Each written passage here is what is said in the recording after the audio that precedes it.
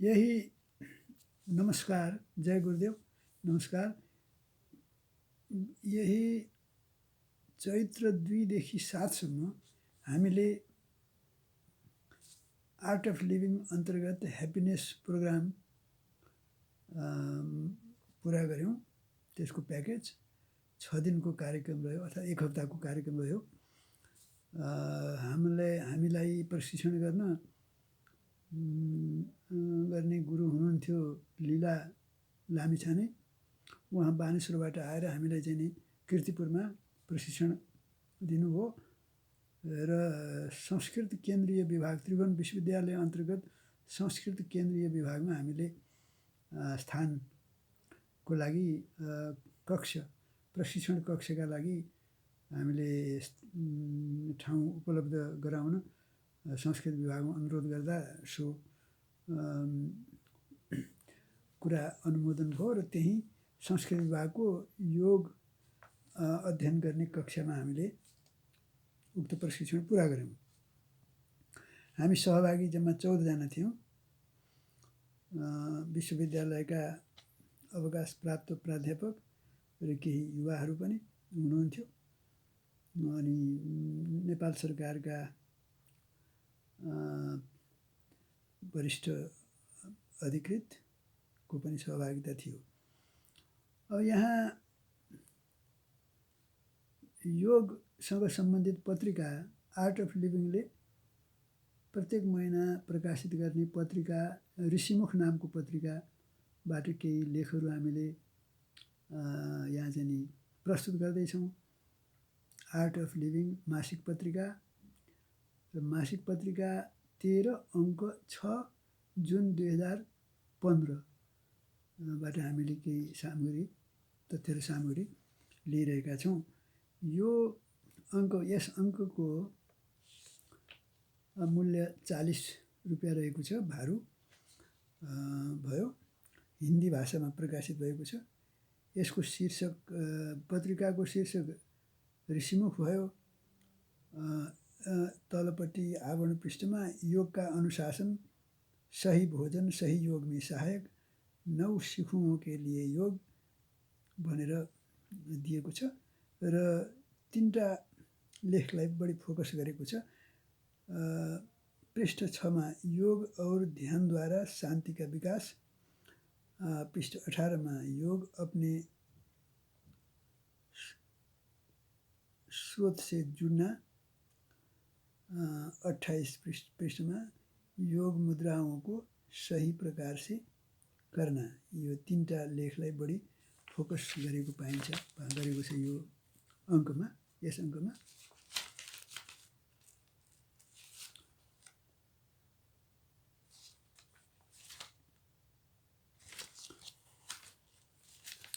र सर्वप्रथम सम्पादकीयको विषयवस्तु प्रस्तुत छ।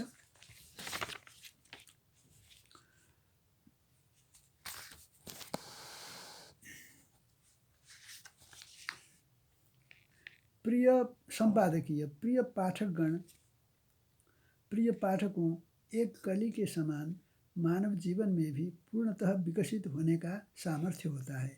मानव सामर्थ्य का अपनी पूर्णता से विकसित होना ही योग है। योग की समझ व्यक्ति को निर्भरता के बोझ से परस्पर निर्भरता के एहसास में रूपांतरित कर देती है। श्री श्री रविशंकर। निस्संदेह ही योग प्रसन्न जीवन के लिए एक संपूर्ण पैकेज है। यह शरीर, मन और श्वास को जोड़ने की विधियाँ सिखाता है और हमें अपने अस्तित्व के भीतरी तत्व के साथ जोड़ता है, हमारे जीवन के आध्यात्मिक पक्ष के साथ। क्योंकि इस वर्ष 21 जून को जब विश्व अंतर्राष्ट्रीय योग दिवस मना रहा है, हमने सोचा कि यह उचित रहेगा कि ऋषिमुख का योग विशेषांकन निकाला जाए। विश्व में लाखों योगाभ्यास करते हैं, परंतु अधिकतर लोग योग को केवल आसन ही समझते हैं, जबकि आसन वास्तव में महर्षि पतंजलि, योग के संस्थापक और विश्व प्रसिद्ध पतंजलि योग सूत्र के रचयिता द्वारा बताए गए योग के 8 अंगों में से मात्र एक अंग है। योग हमारे अस्तित्व के सभी पक्षों शरीर, मन, श्वास, भावनाओं और आंतरिक स्वरूप से जुड़ा है। मात्र कुछ पृष्ठों में योग के विषय में विस्तार से बताना कठिन है, फिर भी हमने संपूर्ण परिप्रेक्ष्य को प्रस्तुत करने का प्रयास किया है। पतंजलि योग सूत्र सिखाता है कि यदि आप किसी व्यक्ति को बदल सकते हैं तो वह आप स्वयं हैं।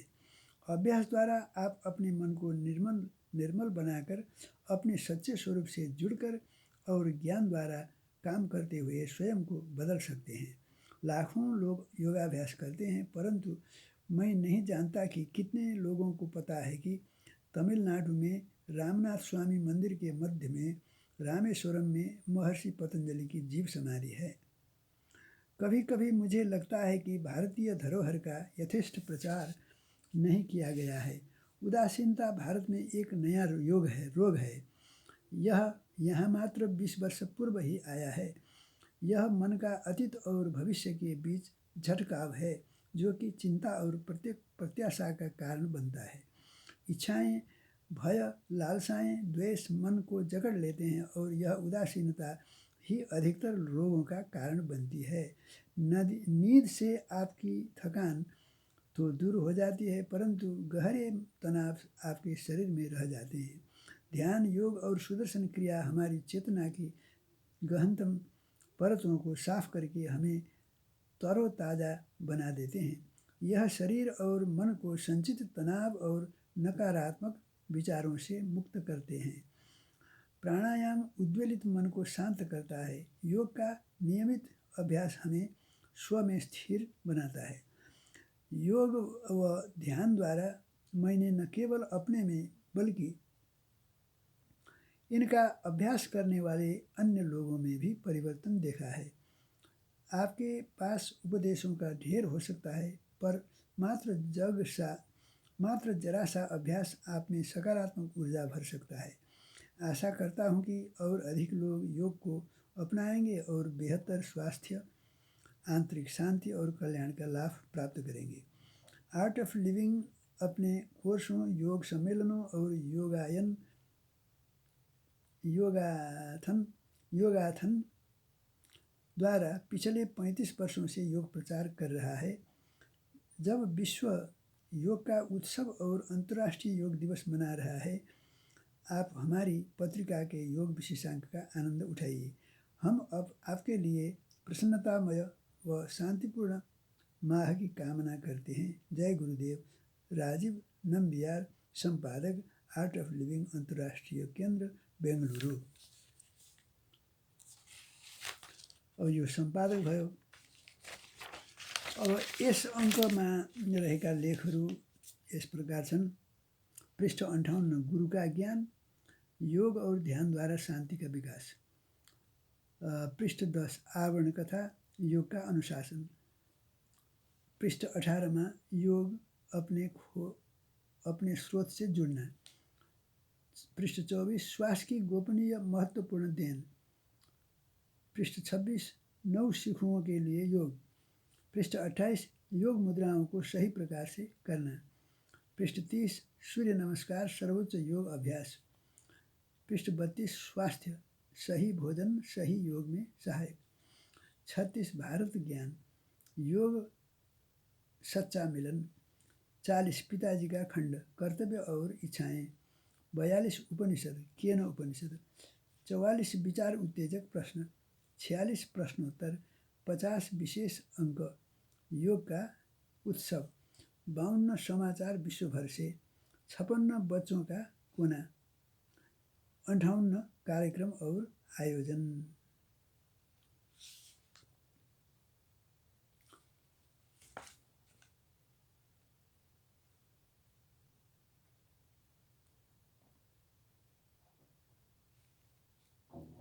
यसरी यसको विषयवस्तु प्रस्तुत गरियो।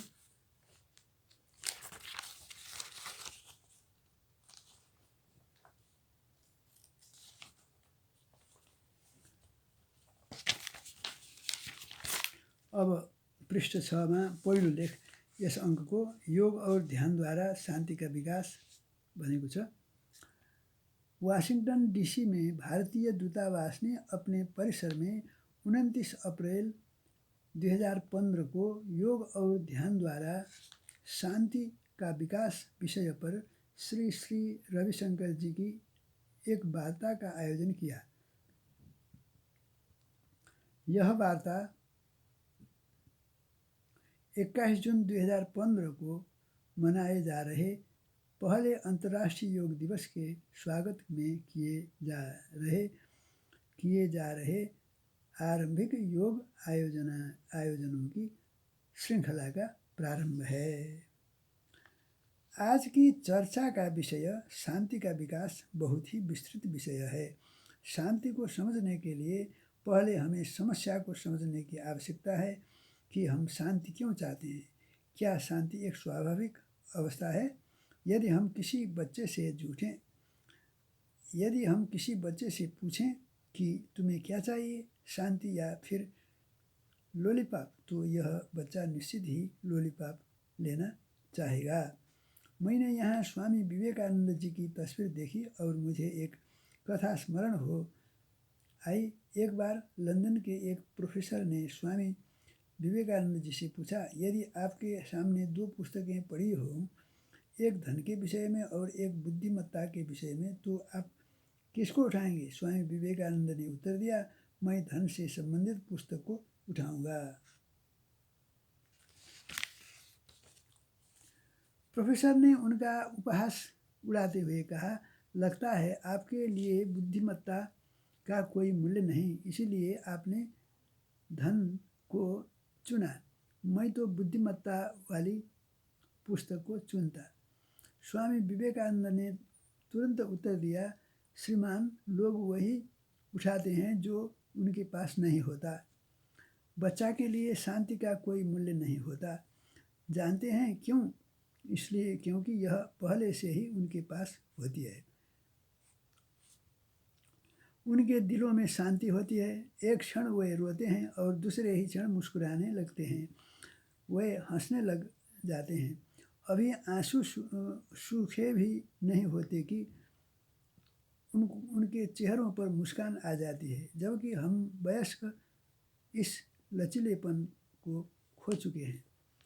योग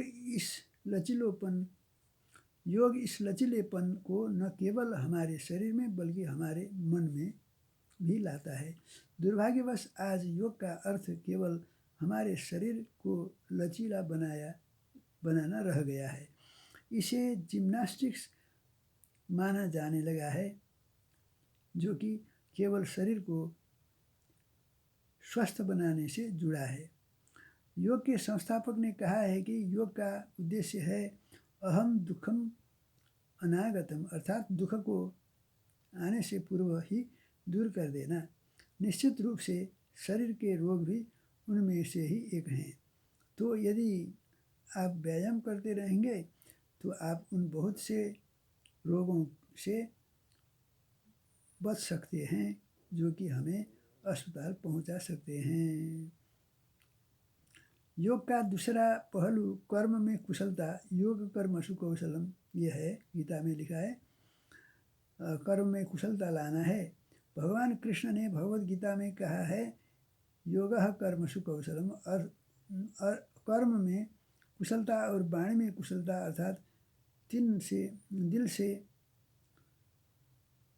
अपनी बात को कह पाना, दिल की आत्मा को आत्मा की बात। क्या आप जानते हैं कि हम अपने शब्दों की अपेक्षा अपनी उपस्थिति से अधिक बात करते हैं? क्या आपने इस विषय में कभी सोचा है? मुझे विश्वास है कि हम सब ने इस बात का अनुभव किया है ना? कोई खड़ा होकर 2 घंटे तक प्रेम के विषय में बात कर सकता है, परंतु एक बच्चा मात्र एक प्रेम भरी दृष्टि से ही यह संदेश देता है। एक कुत्ता आपके चारों ओर कूद कर वह कहा जाता है जिसे शब्दों में नहीं कहा जा सकता है। योग वाणी में कुशलता है। यह लोगों से जुड़ने की कला है।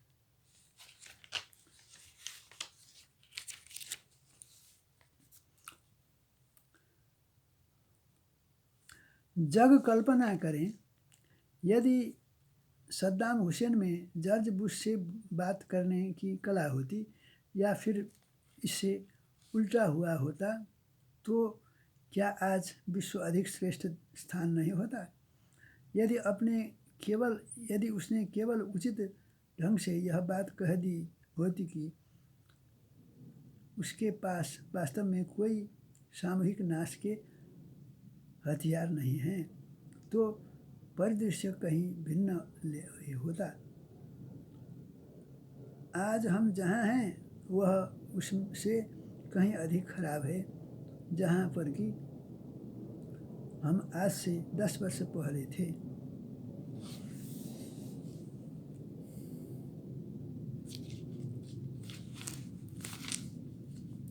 हमारे विचार भिन्न हो सकते हैं, परंतु इस बात से कोई इनकार नहीं कर सकता कि युद्ध का आरंभ वार्ता के विफल होने से होता है। विश्व में कहीं भी किसी भी युद्ध का होना वार्ता की विफलता का प्रतीक है। युद्ध स्पष्ट रूप से बातचीत में कुशलता के प्रभाव को दर्शाता है। जब शब्द प्रभावी सिद्ध नहीं होते तो हम शस्त्र का प्रयोग करते हैं। जब शस्त्र काम नहीं करते तो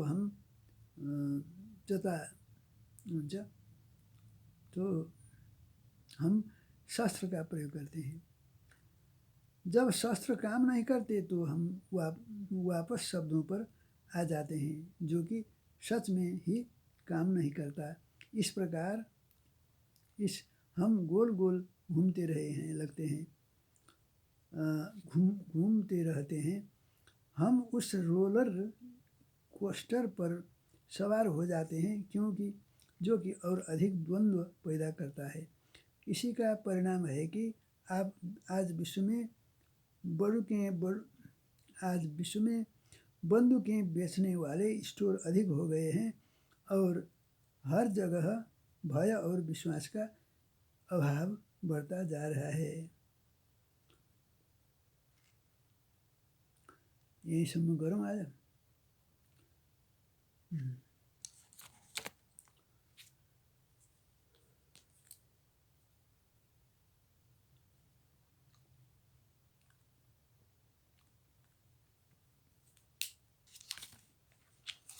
जय देवी जय मोहन रूपे मामिह जननी समुद्र पतितं भवकूपे।